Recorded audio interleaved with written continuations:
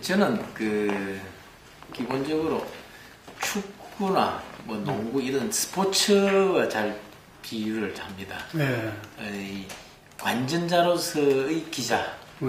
그리고 선수로서의 정치, 아마 비슷한 비유가 될 것 같습니다. 보통 이 관전할 때는 이 축구 경기를 볼 때 뭐 선수보다도 훨씬 더 이렇게 경기를 잘 관조를 하지 않습니까? 어떤 선수가 어떤 뭐 평도 보고 예리하고 잘 예리하게 하게 되고 뭐 어떤 부분이 잘못됐고 어떤 점이 더 잘 되고 있고 그런 걸 잘 알 수 있는데 실제로 선수로서 입장을 뛸 때는 그 한 선수 한 선수들은 사력을 다해서 뛰죠 사실. 그렇죠. 그러나 늘 경기에 이렇게 좋은 성적을 내지 못하는 그런 팀에게는 늘 혹독한 평이 따르지 않습니까? 네. 뭐 이런 점이 잘못되었니 저런 점이 잘못되었니 그런 점에서 우리 정치는 주로 패자의 경기로 따지자면 주로 패하는 쪽에 많이 입장이 있는 것 같습니다. 그래서 실제로 경기에서 많이 좋은 성적을 내지 못하는 그런 팀의 선수로서 정치인이 된 것 같은 그런 기분이 들기도 합니다. 그래서 과찬의 말씀 주시고 아마 조금 전에 우리 대표님이 말씀하셨듯이 기자로서는 어떻게 가불관계로 기자 따지자면 기자가 갑이죠. 네. 정치인은 늘 을입니다. 언론인들에 대해서는. 왜냐하면 늘 언론인들로부터 감시받고 비판을 받고 예의주시되는 그런 대상이기 때문에. 그러나 제가 이 대변인을 지금 이제 2년째 하고 있는데 나름의 그 기억이 있다면은 지난해 지방선거 때 저희들이 이 국민들에게 그동안 실망을 끼쳐드렸지만 그래도 혁신을 통해서 앞으로 더 잘하겠다라는 다짐을 하면서 선거에서 선전하기 위해서 이 지지를 호소하고 한 적이 있습니다. 그때 이제 저는 저희들 그 선거 테마에는 혁신이었는데 그 당시에 이제 광화문 광장에서 저희들이 이제 1인 릴레이 시위를 벌일 때 제가 이제 1번 주자로서 제일 먼저 나가서 그 당시 1인 피켓 시위를 하면서 시민들에게 국민 여러분 도와주십시오 라고 호소하던 적이 있습니다.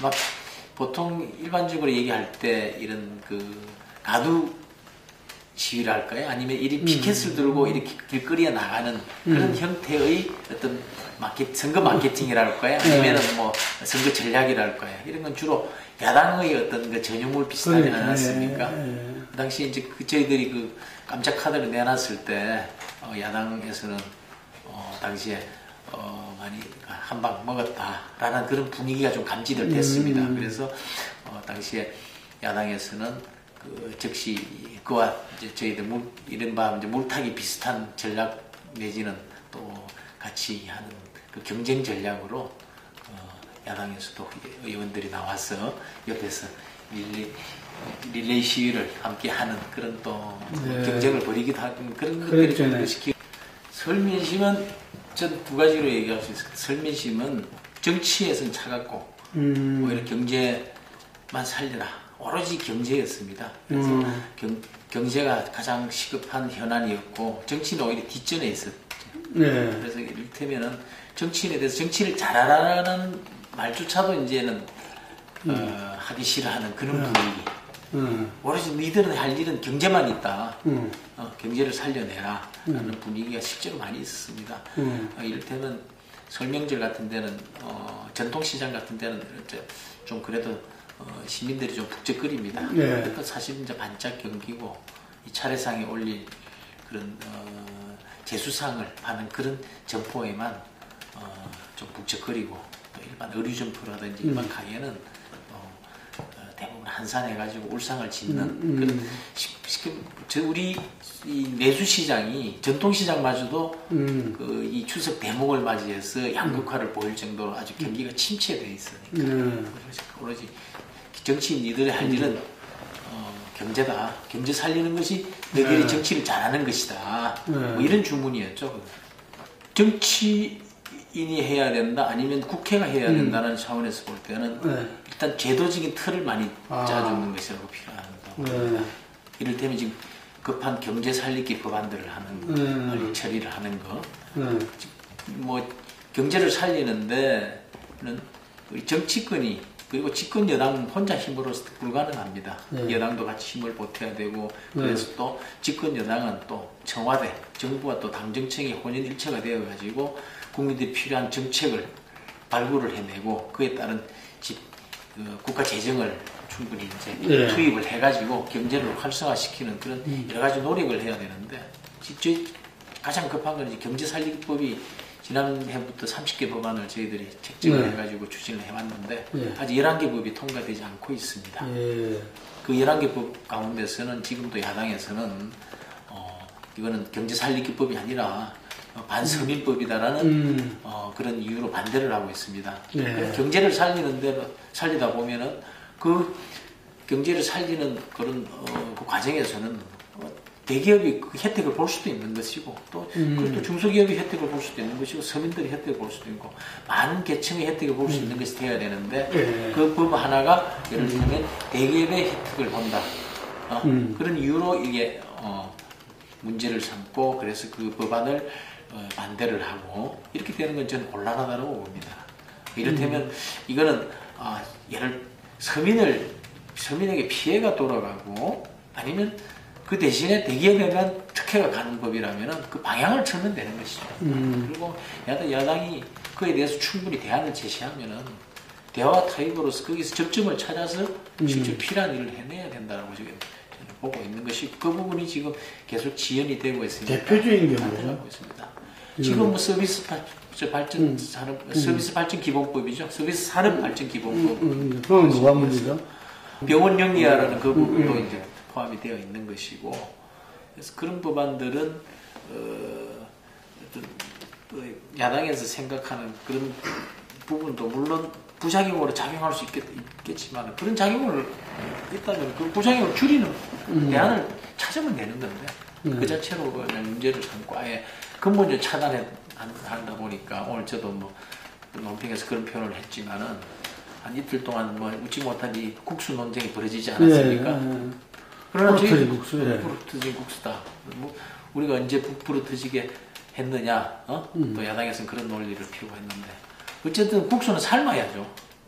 삶아가지고 먹어야 되는 건데 아예 삶지 못하게 하면 물도 끓여야 되고 해야 되는데 그래야 먹을 거 아닙니까? 그러니까 아예 삶지조차 못하겠다라고 해버리니까 그런 부분이 저희들 안타깝고 오늘도 이제 저희들 여야 원내대표 간에도 그런 부분에 대해서 많은 협의가 있습니다. 야당은 이를테면은 그 경제 활성화법을 보는 그 시각이 진영 논리에 들어가 있는 그런 부분이 있는 것 같습니다. 제가 볼 때는 이거를 이 경제 살리기법은 누구에게 도움이 되는 법이냐, 국민에게 도움이 되는 법이다. 이렇게 시각으로 봐야 되는데 이것은 부자한테 되는 법이다. 부자 아닌 법이다. 그게 아니거든요. 마치 새누리당 지지층한테는 도움이 되는 법이다. 이래 보는 거. 그렇게 보는 거고 그래서는 안 될 것 같다는 생각이 저는 들고요. 이거는 예를 들어서 야당의 시각처럼 이건 부자들을 위한 법이다 그러면은 중산층과 서민을 위한 내용으로 충분히 보완을 하면 되는 것이죠. 지금 11개에서 딱 야당이 문제 삼는 거는 한 몇 개입니까? 다 문제 저희들이 개별적으로 지금 일반 상임위에서 다 다루고 있기 때문에 제가 수치는 정확히 알 수 있지만은 한 절반 정도는 지금 되는 것 같습니다. 절반 정도는 이 법만은 협조해주기 어렵다라고 지금 야당에서 거부를 하고 있는 법안들이 대화가 잘 되는 합리적인 그런 의회주의자로 지금 저희들도 보고는 있지만 아직 그 야당 내부의 그 대다수의 의견을 이렇게 하나로 집약해가지고 하기에는 아직 조금 그 야당 내부의 사정이 좀 복잡한 것 같습니다. 그런 부분이 뭐 있다면은 저희들도 그 겸허하게 수용을 해야죠. 저희들도 또 야당과의 타협하는데 어떤 부분에서 또 좀 뭐 부족한 점이 있었는지 다시 또 보완할 점은 어떤 것인지 저희들도 잘 새겨가지고 해야겠죠. 김무성 대표도 보통 말씀하시는 게 그럽니다. 여당은 져주는 것이 여당이다. 져주는 것이 국민을 위하는 것이다. 결국은 져주는 것이 이기는 것이다. 멀리 볼 때는 그런 시각에서 갖고 가능한 한 양보도 하려고 하고 있고 그러나 이제 구조적으로 이 박근혜 정부가 지향하는 국정 철학이 있을 거 아닙니까? 그리고 이제 국민을 위해서 이런 방향으로 가야 된다. 그 방향에서 이제 제가 큰 틀에서만 이렇게 훼손되지 않는다면은 뭐 그런 충분히 그 집권 여당이 야당과의 그 관계에서는 좀 폭넓은 시각을 가지고 그렇게 접근해야 되는 게 맞다고 봅니다. 개인적으로 평점에 대해서는 이 평가를 저는 좀 유보를 하겠습니다. 왜냐하면 개인적인 개인 박대출이 아니고 대변인으로서 박대출이기 때문에 그만큼 책임이 따라야 되는 평가인 것 같습니다. 그러나 보다 중요한 것은 이 박근혜 정부 2년 동안 원칙과 신뢰의 큰 틀은 훼손시키지 않고 열심히 정말 최선을 다해서 왔다. 저는 오늘 2년을 제가 평가하면서 이런 표현을 썼습니다. 저희들이 지금 박근혜 정부가 추구해왔던 게 큰 틀에서 보면 혁신과 경제 아니겠습니까? 하나는 국가의 안전하고 국민들의 행복한 나라로 이거 바꾸어가는 그 국가 대개조라는 변화와 혁신 그런 작업이 혁신이라는 부분 하나. 그리고 그걸 통해서 이 우리나라 경제가 선진 경제로 더 한 단계 더 도약을 해서 국민들이 보다 더 평안하고 행복하게 살 수 있는 그런 경제 선진국으로 가자는 그 혁신과 경제인데 그 혁신과 경제를 위해서 열심히 불을 지폈는데 불을 지피면서도 정말 가슴 졸이면서 지폈다는 거예요. 가슴 졸이면서 혁신과 경제에 불을 지핀 2년이었다. 저는 이런 표현을 오늘 썼습니다만은 가슴 졸이었다는 표현도 그게 많은 것이 함축되어 있지 않습니까? 우리가 지금 그동안 예상치 않았던 그런 세월호 사고라든지 그런 우리 국민적인 아픔이 많이 있었고 또 글로벌 경제 위기 또 그리고 경제 침체로 인해서 좀 안간힘을 썼지만은 아직도 이 국민들이 체감하는 경기에는 그다지 지금 높은 점수에 있지 않고 아직도 더 가야 되고 그렇기 때문에 제가 불을 열심히 지피고 그나마 가슴을 졸였다는 그런 표현에서 제가 좀 단축이 될 수 있는 것 같습니다. 그 오늘 당 지지율은 우선 일부 여론조사에서는 많이 근접한 걸로 나왔는데 저희도 여의도 연구 정확하죠. 여론조사 거기에서는 10% 이상 더 차이가 많이 있는 것으로 여전히 지금 제가 정확한 수치는 기억 안 나는데 41하고 23, 4%인지 제가 그렇게 기억이 나는 것 같은데 한 10% 중반대 이상이 이렇게 벌어져 있고 갤럽 조사에서도 그렇게 차이가 많이 나고 10% 이상 나는 걸로 저는 그렇게 알고 있습니다. 그러나 그런 수치에 이렇게 뭐 집착하거나 민감할 필요는 없지만 그 수치가 주는 의미를 좀 깊게 생겨야 된다. 그래서 거기에 수치를 올리기 위해서가 아니라 그 수치가 주는 그 국민들의 민심을 겸하게 듣고 그래서 저희들이 또 한층 이 국민과 소통을 하면서 저는 그게 우리 개혁을 하려면 국민과 공감을 해야 되고 국민들과 함께 동행을 해야 되고 그리고 국민들이 체감하는 그런 경제를 해야 된다 생각으로 저희들이 집권 3년차를 새로 시작해야 된다 그렇게 생각합니다. 이 박근혜 대통령의 소통 방식은 기존의 그 남성 대통령이 갖는 그런 리더십하고는 차이가 있는 것 같습니다. 그런데 아직 우리 일반적인 국민들의 잣대라든지 정치권의 시각은 그런 또 동일선상에서 이렇게 보는 데서 또 좀 더 시차가 있을 수 있습니다. 그 자체가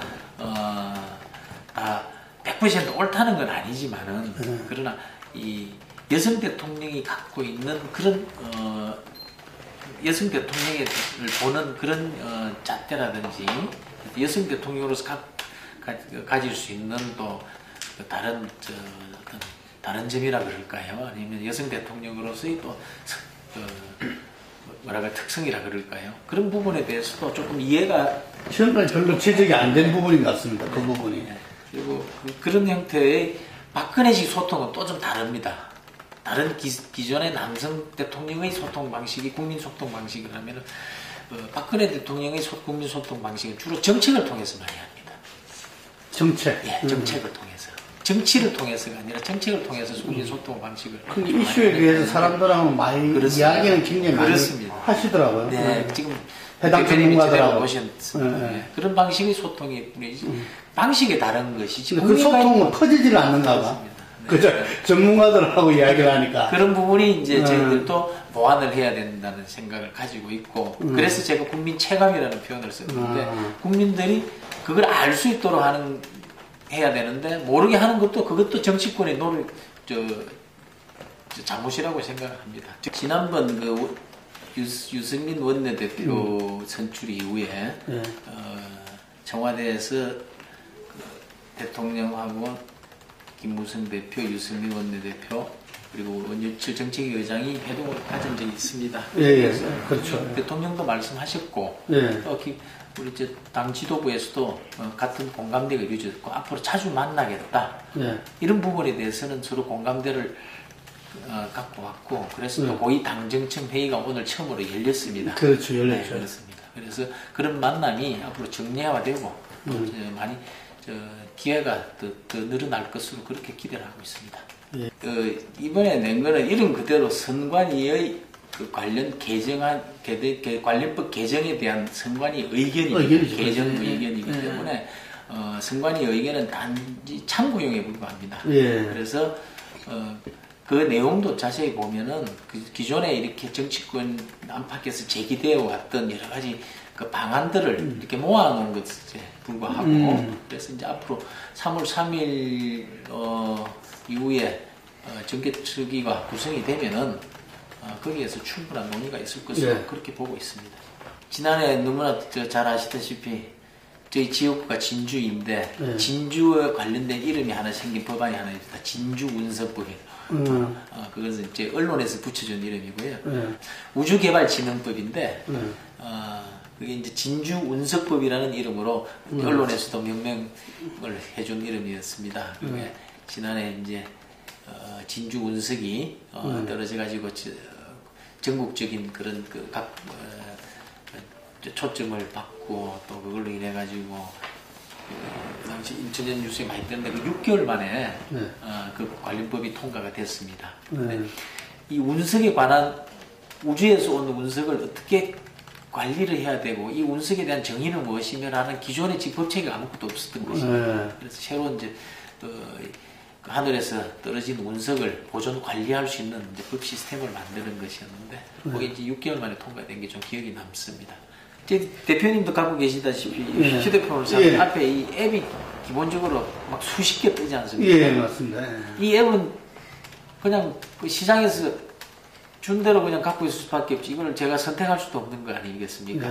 그래서 이거는 소비자의 권리를 침해하는 것이다. 이 기본적으로 스마트폰에 깔려있는 기본 앱을 삭제할 수 있는 권한은 소비자가 가져야 된다. 그래서 그 법을 제가 하나 만들었습니다. 근데 그 관련한 그 문제를 제기했을 때 국정감사에서 제가 문제를 제기했는데 당시에 이 댓글이 2만 개가 넘게 달릴 정도로 정치 뉴스가 2만 개 뜨기는 쉽지 않은데 그렇죠. 그럴 정도로 당시 관심을 많이 가졌던 그런 법이 제가 또 하나 관련해서 하나 바꾼 게 있습니다. 네티즌 여러분, 오늘로 우리 박근혜 정부가 취임 2주년을 맞고 이제 3년 차에 접어들게 됩니다. 그동안 박근혜 정부는 오로지 경제 살리기 그리고 국민이 안전한 나라, 국민이 행복한 나라를 만들기 위해서 불철주야 노심초사하고 열심히 달려왔습니다. 그러나 아직까지 국민들의 마음에 흡족하지 못한 부분, 아직도 많이 개선해야 될 부분 많습니다. 그런 점 하나하나 저희들이 가슴 깊이 새기고 국민들이 주시는 말씀 무겁게 받아들여서 남은 3년차 성공한 박근혜 정부가 될 수 있도록 최선을 다하겠습니다. 앞으로 모든 국민들 여러분이 행복하시기 바랍니다. 감사합니다.